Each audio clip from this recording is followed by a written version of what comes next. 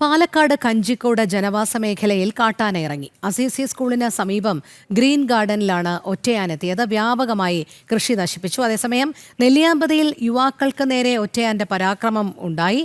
അരുൺ ആലത്തൂർ ചേരുന്നു. അരുൺ, എത്രയോ നാളായി പാലക്കാട് ജില്ലയെ സംബന്ധിച്ച് വലിയ ബുദ്ധിമുട്ട് അനുഭവിക്കുന്ന ഒരു പ്രശ്നമാണ് ഈ വന്യജീവികളുടെ ആക്രമണം എന്ന് പറയുന്നത്. അതിന് ഒരു ശമനമില്ലാതെ ഇപ്പോഴും തുടരുന്നതിൻ്റെ ഏറ്റവും ഒടുവിലത്തെ ഉദാഹരണമായി മാറിയിരിക്കുകയില്ലേ വീണ്ടും ഈ കാട്ടാനയും ഒറ്റയാനും ഒക്കെ ഇറങ്ങി ഇങ്ങനെ ജനവാസ മേഖലയിൽ വലിയ പരിഭ്രാന്തി സൃഷ്ടിക്കുന്നത്?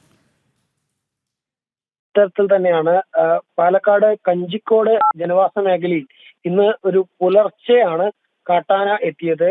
പുലർച്ചെ ഒരു 4 മണിയോടുകൂടി കാട്ടാന എത്തി ഒരു മതിൽ തകർക്കുകയായിരുന്നു. അസീസി സ്കൂളിന് സമീപത്തെ ഗ്രീൻ ഗാർഡനിലാണ് ഒറ്റയാൻ എത്തിയത്. അവിടുത്തെ സിബു എന്ന കർഷകന്റെ വീടിന്റെ മതിലാണ് ആന തകർത്തത്. വ്യാപകമായി കൃഷിയും നശിപ്പിച്ചിട്ടുണ്ട്. തെങ്ങ്, വാഴ, മാവ് തുടങ്ങിയ കൃഷികളൊക്കെയാണ് നശിപ്പിച്ചിരിക്കുന്നത്.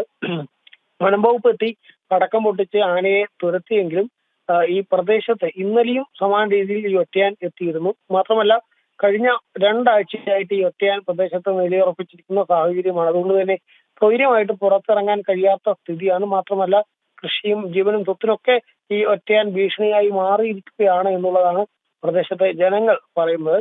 അതേപോലെ തന്നെ ഈ പാലക്കാട് നെല്ലിയാമ്പതിയിലും യുവാക്കൾക്ക് നേരെ ഒരു ഒറ്റയാൻ പാഞ്ഞെടുക്കുകയായിരുന്നു. വടക്കഞ്ചേരി സ്വദേശികളായ സുഗുണൻ, സുൽഫീഖർ എന്നിവർക്ക് നേരെയാണ് കാട്ടാന പാഞ്ഞെടുത്തത്. ഇവർ സഞ്ചരിച്ച ബൈക്ക് നിർത്തിയിട്ട് പിന്നോട്ട് തിരിച്ച് ഓടിയതിനാൽ ആക്രമണത്തിൽ നിന്നും രക്ഷപ്പെടുകയായിരുന്നു. തൊട്ട് മുമ്പിൽ സഞ്ചരിച്ച യാത്രക്കാരെയും കാട്ടാന ആക്രമിക്കാൻ ശ്രമിച്ചതായിട്ടാണ് ഈ യാത്രക്കാർ പറയുന്നത്. നെല്ലിയാമ്പതി സന്ദർശിച്ച ശേഷം തിരിച്ച് നാട്ടിലേക്ക് വരികയായിരുന്ന ആളുകൾക്ക് നേരെയാണ് ഇത്തരത്തിൽ ഒറ്റയാന്റെ ആക്രമണം അവിടെയും ഉണ്ടായിരിക്കുന്നത്. ഏതായാലും കാട്ടാന ശല്യം വലിയ രീതിയിൽ ബുദ്ധിമുട്ടായി തന്നെ തുടരുന്ന ഒരു സ്ഥിതിയാണ്. സാധാരണ ഗതിയിൽ ഈ വേനൽ അടുക്കുമ്പോൾ വെള്ളം തേടിയും മറ്റുമൊക്കെയാണ് കാട്ടാനകൾ സ്ഥിരമായി ജനവാസ മേഖലകളിൽ എത്തുകയും അത് വലിയ ബുദ്ധിമുട്ടുമൊക്കെ ജില്ലയിൽ സൃഷ്ടിക്കുന്ന സാഹചര്യം ഉണ്ടാവാറുള്ളത്.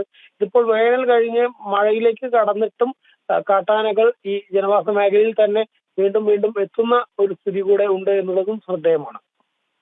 ശരി, പാലക്കാട് നിന്നുള്ള വിവരങ്ങളാണ് അരുൺ ആലത്തൂർ നൽകിയത്.